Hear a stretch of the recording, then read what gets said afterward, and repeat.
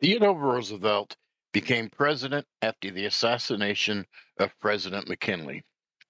Roosevelt was best known for being one of the Rough Riders in the Battle of San Juan Hill. Roosevelt was actually on Kettle Hill, which is part of San Juan Heights. His favorite proverb was, "Speak softly and carry a big stick." Roosevelt was born on October 27th, 1858, in Manhattan, New York. He was a sickly child and suffered from asthma. His interest in nature started at a young age and would carry on through his entire life. He was homeschooled and attended Harvard. He continued to work on his health through boxing and rowing.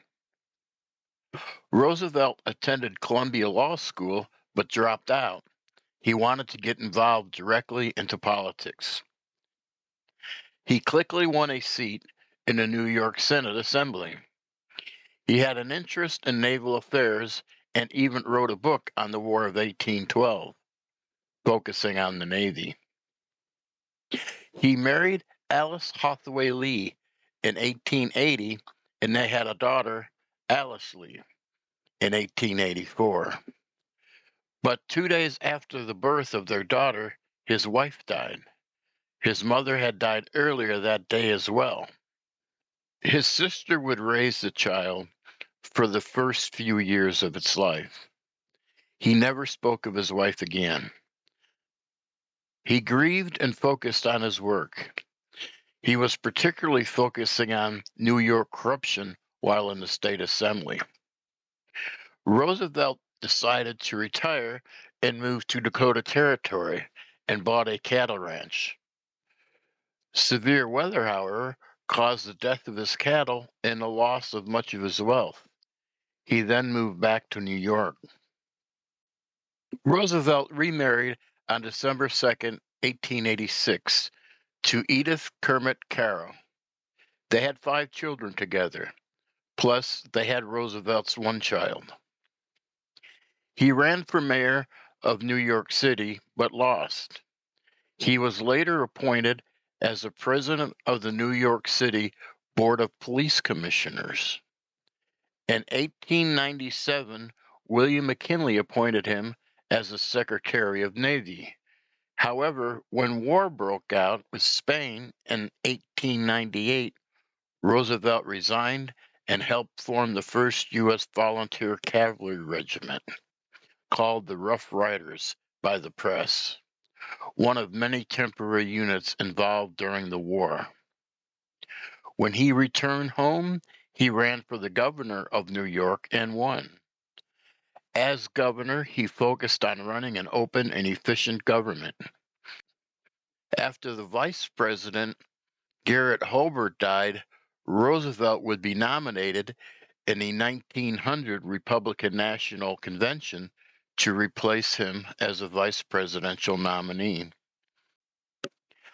The vice presidency wasn't the kind of job for a man like Roosevelt, but he would not be there long. President McKinley died from a gunshot by an assassin on September 14th, 1901.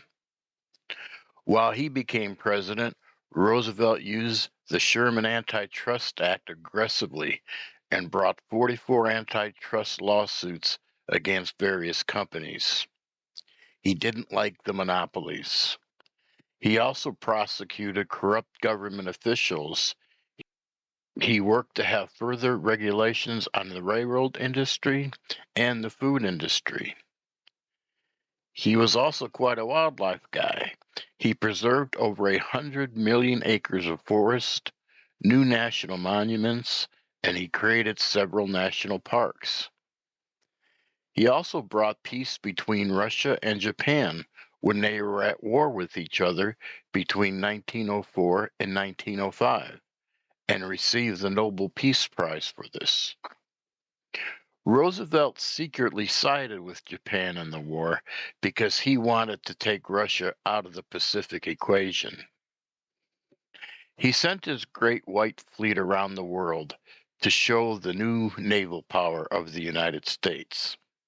The hulls of the ships were all painted white as a sign of peace. America was becoming a major naval power, and he wanted everybody to see it. Roosevelt also negotiated numerous deals to avoid wars and tensions between countries. He also wanted to build the Panama Canal through what is today Panama. Panama at that time was part of Colombia. The Panamanian side, however, though, was in rebellion against Colombia. So we ended up helping the Panamanian side to succeed from Colombia because they supported what we would today call the Panama Canal. Roosevelt easily won the Republican nomination for presidency in 1904.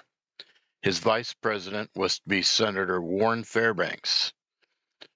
Roosevelt had preferred someone else, but the convention went with Fairbanks. The Democrats picked a New York judge, Alton Brooks Parkhurst. Roosevelt easily won the contest. Roosevelt carried 336 electoral votes, carried 32 states, and won 56.4% of the popular vote. Parker won only 140 electoral votes, won 13 states, and only received 37.6% of the popular vote. In his second term, he pushed for labor reforms, employee liability laws, and an 8-hour workday.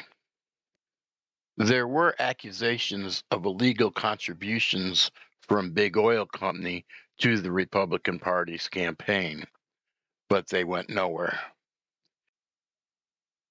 After the presidency, he went around the world, a safari in Africa where he documented everything from insects to big game. He faced some criticism for the number of animals he killed and sent back to America. He also ended up in Egypt and in Europe. Back home, he stayed influential in politics, and during the 1912 election, he said he would accept the presidential nomination if it was given to him. Not receiving the Republican nomination, he ran for the Progressive or Bull Moose Party in 1912. All this did, however, was just split the Republican vote. Roosevelt received only 27.4% of the vote. He survived an assassination attempt, getting shot in his chest, but he finished his 90-minute speech anyway. After he lost, he embarked on an expedition through the jungles of South America. He got sick and could barely walk. He lost 50 pounds. The trip almost killed him, and he had concerns about his health the rest of his life. When World War I broke out, Roosevelt wanted to raise a regiment and go fight in Europe. But Wilson, the president then, sent General Pershing instead. Roosevelt was angered about this, and he even wrote a book criticizing the sitting president. Roosevelt didn't go to war, but his son did.